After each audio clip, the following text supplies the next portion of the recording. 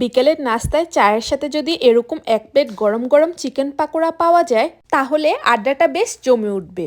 আর বাচ্চারা এই খাবার পেলে তাদের তো আর কোনো আবদারই থাকবে না। সবাই খুশি মনে খাবারটি খেয়ে নিবে। চলুন তাহলে রেসিপিটি শুরু করা যাক। এর জন্য আমি এখানে 250 গ্রাম পরিমাণ চিকেন নিয়ে নিয়েছি। আর আমি আজকে ব্যবহার করেছি চিকেনের থাইয়ের মাংস। কেউ চাইলে বুকের মাংস ব্যবহার করতে পারেন। আর মাংসগুলোকে এরকম ছোট ছোট করে কেটে নিয়েছি।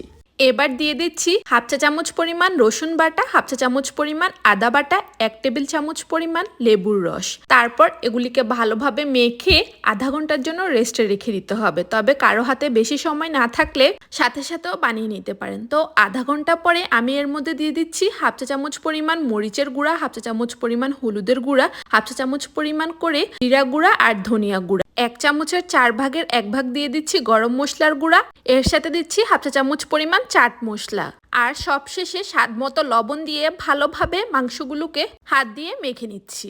এমনভাবে মাখাতে হবে যাতে প্রত্যেকটি মুরগির মাংসের গায়ে সবগুলো মশলা ভালোভাবে প্রবেশ করে। মাংসটি মেখে নেওয়ার পর আমি এখানে নিয়ে নিয়েছি 2 টেবিল চামচ পরিমাণ চালের গুঁড়া আর হাফ কাপ পরিমাণ বেসন। তবে সবগুলো একসাথে দিচ্ছি না, অল্প অল্প করে দিচ্ছি আর একটু একটু করে মেখে নিচ্ছি। আমি এখানে সম্পূর্ণ চালের গুঁড়া আর বেসনটি ব্যবহার করব, তবে অল্প অল্প দিয়ে মেখে নিচ্ছি। আর এ পর্যায়ে যদি কারো মনে হয় এটা বেশি ড্রাই লাগছে তাহলে একটু করে পানি ব্যবহার করে নিতে পারেন। ভালোভাবে মেখে নেওয়া হয়ে গেলে এবার আমি এর মধ্যে দিয়ে দিচ্ছি 1 কাপ পরিমাণ পেঁয়াজ কুচি। আর এখানে হাফ কাপ পরিমাণ ধনিয়া পাতা নিয়েছি, তবে এর থেকে 1/4 কাপ পরিমাণ ধনিয়া পাতা ব্যবহার করেছি। আর এ পর্যায়ে কেউ চাইলে কাঁচামরিচ কুচিও ব্যবহার করতে পারেন। যেহেতু বাচ্চা খাবে তাই আমি আর কাঁচামরিচ কুচি দিচ্ছি না। তারপর ভালোভাবে কচলে কচলে মেখে নিতে হবে। তবে আমাদের দেশীয় পেঁয়াজগুলো হলে বেশি টেস্টি হয়।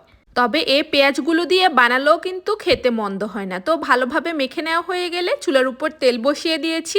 তেলটা যখনই কুসুম গরম থেকে একটু গরম হয়ে আসবে সে পর্যায়ে 1 টুকরো মুরগির মাংসের সাথে পেঁয়াজ ধনিয়া পাতাগুলো মেখে মেখে এভাবে দিয়ে দিচ্ছি।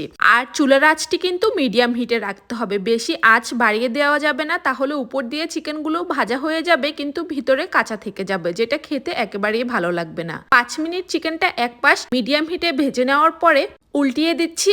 দেখুন এই পর্যায়ে কি সুন্দর একটি কালার এসেছে। আবারও সেম ভাবে 5 মিনিট ভেজে নিয়ে যখনই এরকম লাল লাল হয়ে আসবে তখনই পাকোড়াগুলোকে চুলা থেকে উঠিয়ে নেব। সেম ভাবে আমি সবগুলো চিকেন পাকোড়া বানিয়ে নেব, তবে এটা একটু সময় সাপেক্ষ, একটু সময় ধরে ভাজলে খেতে বেশি মজাদার হয়।